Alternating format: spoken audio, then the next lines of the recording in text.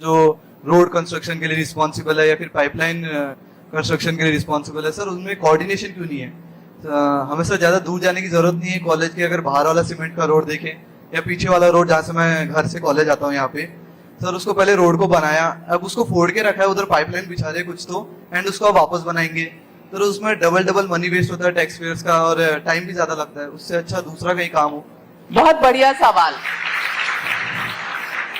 पहली बात तो ऐसी है कि आपके कॉलेज के सामने जो रोड है वो NHAI का नहीं है, मेरे डिपार्टमेंट का नहीं है। दूसरी बात यह है कि MLA समीर मेघे के कहने पर मैंने सेंट्रल रोड फंड से ये रोड कंक्रीट का बनाया। दूसरी बात, इसको पूरा पैसा मैंने दिया और फिर ये रोड को शायद पुलिस कैंप पे जयताला तक वहां तक लेके गए हैं और बाद में अंदर में भी कंक्रीट रोड बना है। फिर आपके कॉलेज की कंपाउंड वॉल से इधर भी एक रोड जाता है, वो तो मैं बीच में वहां आया था। तो अब परिस्थिति ऐसी कि कुछ बातें करने में कुछ दिक्कतें आती है, पॉलिटिकली भी आती, पर आज वो रोड अच्छा है, बरसात में पानी नहीं है।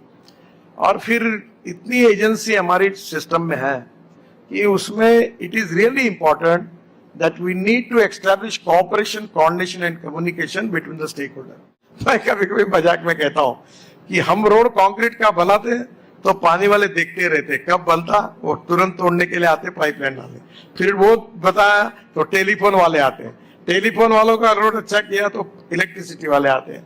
तो ये गति शक्ति में थोड़ा सा कोऑर्डिनेशन काफी कुछ हुआ है, पर और ज्यादा होने की आवश्यकता। मेरा नाम तनीषा है। सर पहले तो थैंक यू, आपने महाराष्ट्र में बहुत डेवलपमेंट किया है जिसमें कहीं ना कहीं मोदी जी का भी बहुत सपोर्ट है आपको। तो सर मेरा क्वेश्चन ये है कि अभी कुछ लोग बोल रहे हैं कि मोदी जी डिक्टेटर है, लाइक ध्रुव राठी। तो सर आपने उनके साथ काम किया है, मोदी जी के साथ, तो आपका एक्सपीरियंस कैसा है, आपका क्या थॉट है इस चीज पर? नहीं, वो बहुत परिश्रमी है, 18 घंटे काम करते हैं, स्ट्रॉन्ग कन्विक्शन के हैं और देश और समाज के प्रति समर्पित है और उनकी अपना एक वेल डिसिप्लिन सिस्टम है। और आज उन्होंने 10 साल में जो काम किया वो जनता के सामने है और मेरा उनसे काफी अच्छा संबंध है। मैं पार्टी का अध्यक्ष था, वो गुजरात के मुख्यमंत्री थे, तो काफी बार सब बातों की चर्चा होती है। डिक्टेटर होने की कोई उनमें नजर आते हैं? नहीं, वो तो सब कैबिनेट में सबको पूछते हैं, चर्चा करते हैं। अनेक बार हम अपनी बात रखते हैं, वो उनके मतों के विरोध में होती है, उसको सुनते हैं, ऐसी बात तो नहीं है। नहीं है तो आप पार्लियामेंट्री बोर्ड में क्यों नहीं है? लोग समझते हैं और ये अक्सर चर्चा होती है कि कुछ तो 36 का आंकड़ा है कि गडकरी जी अब पार्लियामेंट्री बोर्ड के मेंबर नहीं है, जबकि आप एक पूर्व अध्यक्ष हैं पार्टी के, परफॉर्मिंग सीनियर मिनिस्टर हैं। और मैं फिर से कहती हूँ कि जब तक आपकी नाम की घोषणा नहीं हुई थी, अटकलें भी लग रही थी इस बार शायद टिकट कट जाएगा। ये क्या होता है, ये गॉसिप चलता है। पहली बात तो ऐसी है कि महाराष्ट्र की जो लिस्ट थी उसमें 3 पार्टनर है, हमारी अलग अलग पार्टियां हैं, उनमें बैठकर बार बार चर्चा हो रही थी। तो पद्धति ऐसी होती है कि महाराष्ट्र की टीम पहले दिल्ली जाती है और दिल्ली में बात होती है, और बीजेपी की टीम महाराष्ट्र की जाने के पहले ही महाराष्ट्र में ये 3 पार्टी और बीजेपी का जो अलायंस है उसमें यूनानिमिटी नहीं हो पाई, वो चर्चा ही चल रही थी। तो महाराष्ट्र की लिस्ट ही दिल्ली नहीं गई, तो लिस्ट गए बिना पार्लियामेंट्री बोर्ड में नाम कैसे फाइनल होगा? तो महाराष्ट्र की लिस्ट में मेरा नाम था, इसलिए वो एक टेक्निकल रीजन है कि बाद में नाम आया। अब लोग इसके ऊपर कुछ ना कुछ गलत अर्थ लगाकर कुछ लगते हैं। कुछ लोगों ने मुझे ऑफर किया कि मेरा नाम कट रहा है, मेरा नहीं है। अब प्रॉब्लम यह है कि मैं एक कार्यकर्ता हूं और मैं अक्सर एक बात कहता हूं कि कार्यकर्ता वो हूं जो बीजेपी के और RSS के कन्विक्शन के साथ काम करता हूं। मैं कहता हूं कि मंत्री पूर्व मंत्री बनता है, MLA पूर्व MLA बनता है, MP पूर्व MP बनता है, पर कार्यकर्ता कभी पूर्व कार्यकर्ता नहीं बनता। And politics is an instrument of socio economic reform. और मैंने जीवन में कभी मेरा पोस्टर नहीं लगाया, ना एडवर्टाइजमेंट छापा है, और छापाना भी नहीं मेरा अपने काम पर विश्वास से मैं काम करता हूं। मैं बीजेपी का अध्यक्ष बना मुझे पता नहीं था, आप शायद होगी उस समय मैं पहली बार दिल्ली आया था, हाफ शर्ट और एक स्वेटर पहन के, मेरे पास कोट ही नहीं था क्योंकि मैं कोट पहनता नहीं था, और दिल्ली में उस समय करीब 2 डिग्री वगैरह टेम्परेचर आ गया था।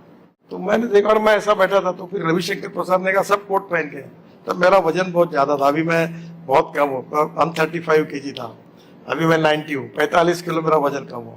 तो एक सिक्योरिटी गार्ड था मोटा सा, उसका कोट पहनकर मैंने पहली प्रेस कॉन्फ्रेंस की और रात को फिर मैं गया था। तो मैंने कुछ मांगा नहीं, जो मिला वो मैंने काम किया है। कहाँ रहना कहाँ नहीं रहना ये पार्टी का अध्यक्ष का निर्णय है। मैं जहाँ हूँ अपना काम करते रहता हूँ। एक दिन मुझे पूछा कि ये जो द्वारका एक्सप्रेस हाईवे है, ये जो बना है, ये टोटल इसकी कितना किलोमीटर है, क्योंकि वो बीच में सीएजी ने ऑब्जेक्ट 27 किलोमीटर ऑफिशियली है, और सिंगल लेन के हिसाब से 265 किलोमीटर है। 4 लेन है, टनल्स है, ब्रिजेस है, आरओबी है। तो फिर मैंने उनको कहा कि इसमें 20% कॉस्ट भी कम हुई है, तो वो उन्होंने उसकी जानकारी मुझे पूछी थी, तो मैंने उनको बताया।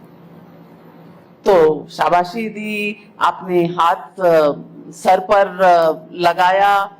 एक नहीं, कोई हंसी विनोद की बात होती होगी, काफी जब भी बात होती है तो बहुत मुझे, मेरे कभी खाने के ऊपर वो बोलते हैं कि भाई हम लोग कैबिनेट में बैठते थे, तो अरुण जेटली और मैं, हमारे यहाँ काजू और वो बादाम रहता था, तो अरुण जेटली और मैं, हमारी जो डिशेस थी वो जल्दी खाली हो जाती थी, तो वो बोलते थे यार 2-2 डिशेस रखो इनके लिए। ऐसी भी हंसी मजाक कभी होती रहती। आप संघ से मिलते रहते हैं, संघ का कुछ ऐसा एजेंडा बाकी है जो अभी बीजेपी सरकार को इम्प्लीमेंट करना है? मैं संघ का प्रवक्ता थोड़ी हूँ कि उनका एजेंडा, उनका कोई पॉलिटिकल एजेंडा नहीं है। आप उनके साथ अन्याय करते हो, उनका अलग एजेंडा रहता है, उनके कल्चरल और बाकी नेशनलिटी और बाकी के प्रोग्राम होते हैं। संघ बीजेपी को कभी डायरेक्ट नहीं करती, और इसलिए संघ एक सोशल कल्चरल ऑर्गेनाइजेशन है और बीजेपी एक पॉलिटिकल पार्टी है। आपका सवाल? मेरा सवाल था कि जो पेट्रोल के प्राइसेस बढ़ रहे हैं, इन्फ्लेशन बढ़ रहा है, अब तो घट गए, और कल रात को घटे हैं इसलिए क्योंकि चुनाव आ रहे हैं। एलपीजी जो एलपीजी जो गैसेस है वो अबाव 1000 मिलते हैं। मैं आपको इससे ऊपर भी और फायदे की बात बताता हूँ। और जो डेली यूज की जो मैं दिल्ली में इलेक्ट्रिक गाड़ी यूज करता हूँ, फिर 100% टोयोटो की इनोवा गाड़ी बायो इथेनॉल पर यूज करता हूँ। अब मेरा आप सबको आह्वान है कि अब हाइड्रोजन ये भविष्य का फ्यूल है, फ्यूचरिस्टिक टेक्नोलॉजी, फ्यूचरिस्टिक विजन, इसके आधार पर आप हाइड्रोजन पे काम करिए। अगर आप 20,000 रुपए महीने का पेट्रोल पे कार पे खर्चा करते होंगे तो इलेक्ट्रिक का खर्चा केवल 2,500 रुपए आएगा। राजनीति में परिवारवाद मुद्दा है, और बहुत से लोग, आपकी पार्टी का बाकी पार्टियों पर रहता है एक आक्रमण, बेटा फिर बेटे का बेटा, फिर इस तरह से पार्टियां चल रही हैं। पहले अशोक गहलोत, फिर जूनियर गहलोत, पायलट फिर जूनियर पायलट, कमलनाथ फिर जूनियर कमलनाथ। लेकिन लोग कहते हैं आपकी पार्टी में भी परिवारवाद है, पुराने नेताओं के किसी बच्चे। का पुत्र होना गुनाह नहीं है और उसको टिकट मिलना भी गुनाह नहीं है, पर जैसे मेरे पुत्र को टिकट दो इसका आग्रह मैं करूं तो वो मीनिंगलेस है। मेरे भी लड़के हैं, मेरा लड़का इसी कॉलेज से इंजीनियर हुआ है और अभी वो पावर प्रोजेक्ट चला था, तो मैंने उस सबको, मेरे लड़के और लड़की को कहा कि मेरे जो कुछ मैंने किया है, एसेट्स क्रिएट हुए वो आपके हैं, कर्जा भी आपका है, एसेट भी आपके हैं, पर मेरी जो राजनीतिक विरासत है इसके ऊपर अधिकार मेरे कार्यकर्ताओं का है, मेरे पार्टी का है, जिनने मुझे बड़ा किया।